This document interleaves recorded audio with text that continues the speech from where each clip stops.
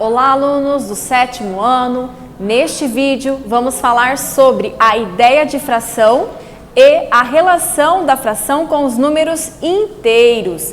Então veja, a fração ela nada mais é do que uma divisão de um inteiro em partes iguais. Então observem essa circunferência, olha só, ela está inteira, tá? Então se ela está inteira, sem nenhuma divisão, eu vou chamar ela de 1, que representa um inteiro. Se eu dividir ela em duas partes iguais, então olha só, o denominador, a parte de baixo da fração, representa o número de partes que eu dividi a circunferência, ok?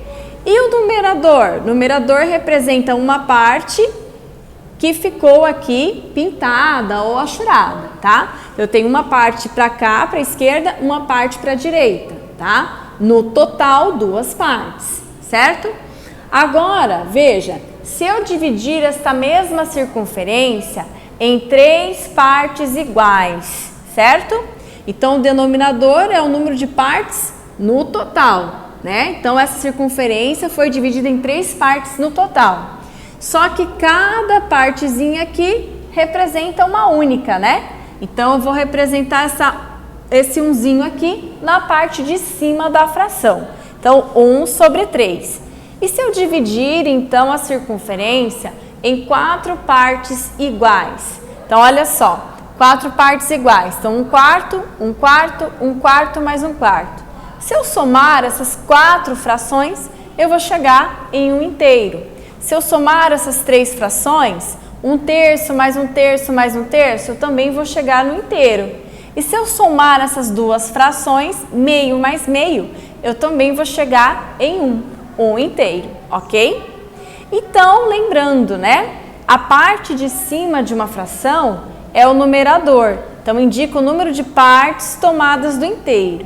E o denominador indica o número de partes em que o inteiro foi dividido. Bom, então vejam, frações como 3/4, 1/3 e 3/5 podem ser associadas à ideia de divisão de dois números naturais. Então observem aqui, ó, se eu quero representar 3/4, então como que eu faço? Eu pego uma figura inteira, tá? Pode ser um quadrado, pode ser retângulo, pode ser um círculo, tá? E como o denominador é 4, eu divido em quatro partes iguais.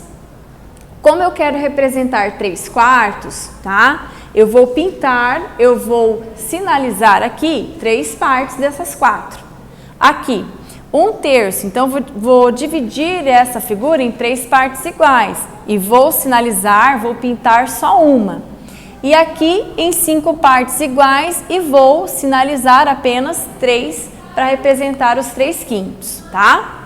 Eu também posso representar a fração assim, em forma de proporção, tá? Então, 3/4 ou 3 dividido por 4, porque afinal de contas a fração também é uma divisão, tá? Então, observe a seguinte situação. Eugênio é confeiteiro, ele comprou 20 latas de leite condensado para a produção de doces.